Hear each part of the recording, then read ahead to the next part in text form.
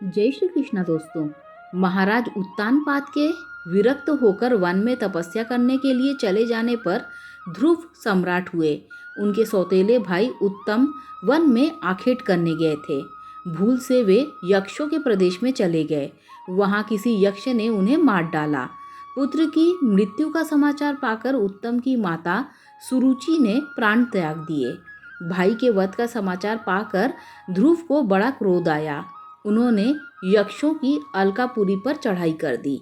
अलकापुरी के बाहर ध्रुव का रथ पहुंचा और उन्होंने शंखनाद किया। बलवान यक्ष इस चुनौती को कैसे सहन कर लेते। वे सहस्त्रों की संख्या में एक साथ निकले और ध्रुव पर टूट पड़े। भयंकर संग्राम प्रारंभ हो गया। ध्रुव के हस्त लाघव और पटुत्व का वह अद्भुत प्रदर्शन था। सैकड़ों यक्ष उनके बाणों से कट रहे थे। एक बार तो यक्षों का दल भाग ही खड़ा हुआ युद्ध भूमि से। मैदान खाली हो गया, परंतु ध्रुव जानते थे कि यक्ष मायावी है, उनकी नगरी में जाना उचित नहीं है। ध्रुव का अनुमान ठीक निकला। यक्षों ने माया प्रकट की। चारों ओर मानो अग्नि प्रज्वलित हो गई। प्रलय का समुद्र दिशाओं को डुबोता उमड़ता आने दिखाई देने लगा। शत शत पर्वत आकाश से स्वयं गिरने और उन पर अपार अस्त्र शस्त्र नाना प्रकार के हिंसक जीव जंतु भी मुख फाड़े दौड़ने लगे। परंतु ध्रुव को इसका कोई भय नहीं था। मृत्यु इनका स्पर्श नहीं कर सकती थी। वे अजय थे।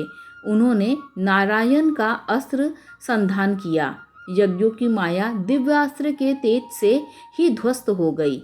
उन दिव्यास्त्र से लक्ष लक्ष बाण प्रकट हो गए और यक्षों को घास के समान काटने लगे।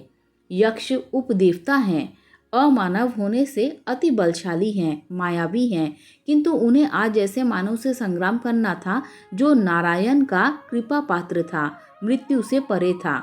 बेचारे यक्ष उनकी क्रोधाग्नि में पतंगों के समान भस्म हो रहे थे, परंतु यह संहार उचित नहीं था। प्रजाधीश मनु आकाश में प्रकट हो गए।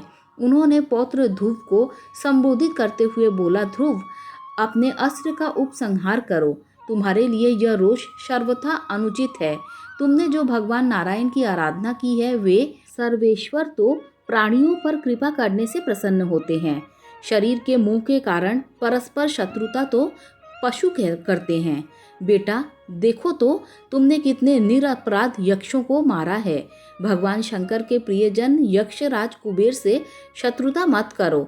उन लोकेश्वर का क्रोध मेरे कुल पर हो, उससे पूर्व ही उन्हें प्रसन्न करो। ध्रुव ने पितामह को प्रणाम किया और उनकी आज्ञा स्वीकार करके अस्त्र का उपसंहार कर लिया।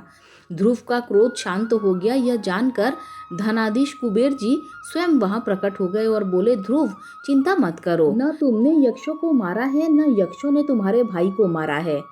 प्राणी की मृत्यु तो उसके प्रारब्ध के अनुसार काल की प्रेरणा से होती है। मृत्यु का निमित्त दूसरे को मानकर लोग अज्ञानवश दुखी और रोषांत होते हैं।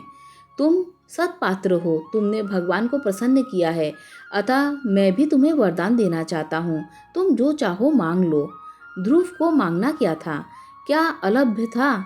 उन्हें तो कुबेर जी से मांगते, लेकिन सच्चा हृदय प्रभु की भक्ति से कभी तृप्त नहीं होता। ध्रुव ने मांगा, आप मुझे आशीर्वाद दें कि श्री हरि के चरणों में मेरा अनुराग हो। कुबेर जी ने एवमस्तु कहकर सम्मान पूर्वक ध्रुव को विदा कर दिया। दोस्तों, अगर कथा अच्छी लगी हो तो लाइक शेयर सब्सक्राइब करें।